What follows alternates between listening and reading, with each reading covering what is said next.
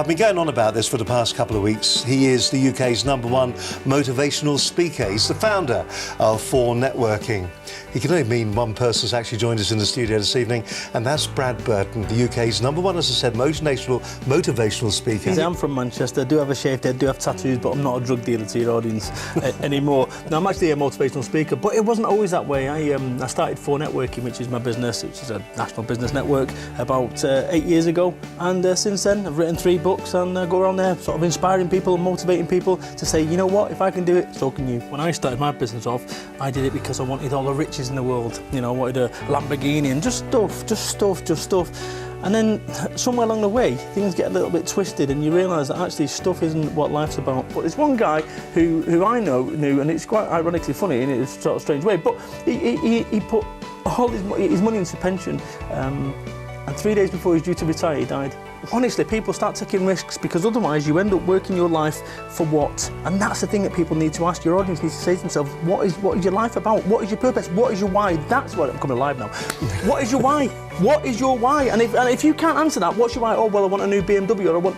Nah, forget material things. My why, and we'll probably get to it, but I'll tell you right now, my why is I promised my mum that I'd get her private health care. So every time it got tough, I kept going. Another why for me was to take my children to Disney World.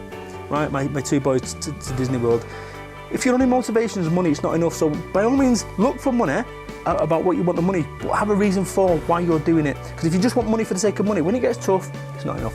It always boils down to look for people that are failing, right? Those people that are success, it was never luck, it was hard work. I mean, I'll share it on camera, but I had a nervous breakdown 2 years ago. And for people who are watching this right now, you know, a nervous breakdown means you've gone temporarily mad. That's what happened, is that I had lots of pressure, lots of personal problems and so forth, combined with lots of business problems. Don't confuse bad decisions with bad luck. I personally made some bad decisions, me personally, and I've got to hold my hands up as a 38-year-old man or whatever. I made some in my personal life, some bad decisions. I think we're all guilty of perhaps, oh, it's been a stressful day today, I'll go and have a bottle of red wine, or I'll go and smoke some more, whatever you do, because everyone does it, everyone's got the thing that they do to unwind, but you've got to make certain that that thing that you do to unwind or to de-stress isn't likely to cause you more stress than it actually solves. So when you've dealt with what I dealt with as a 20-year-old man, right, your ability to deal with pressure and stress is, you know, oh God, I've got a gas bill going out tomorrow. Well, guess what? Oh, so on a scale of 1 to 10, how difficult is that problem? Oh, it's 10.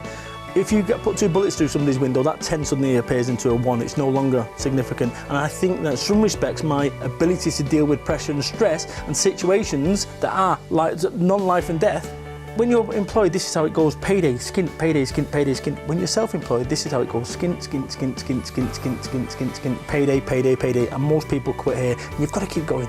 I have a religion. I'm going to tell you my religion. My religion is called Bradism, right? Right. It's Bradism. And what it is I help many, hurt few, live life. And my legacy, which is what I'm working towards, is to make a positive difference and give every single person from a working class background, from wherever you are in your life, whatever you've gone there, to go, you know what? I can do this, and actually as long as you're doing it with a benign sensor and you're trying to make a positive difference, and if you can make a load of money in the process, then go ahead and do it.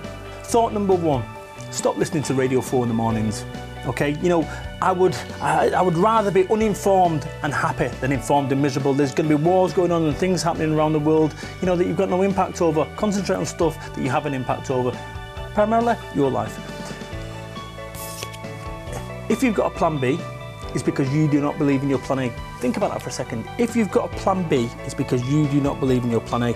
And if you don't believe in your plan A, don't get frustrated in a business capacity. If you go to meet people and you're sitting down there and they don't 100% believe in something that you don't 100% believe in, so do not have a plan B.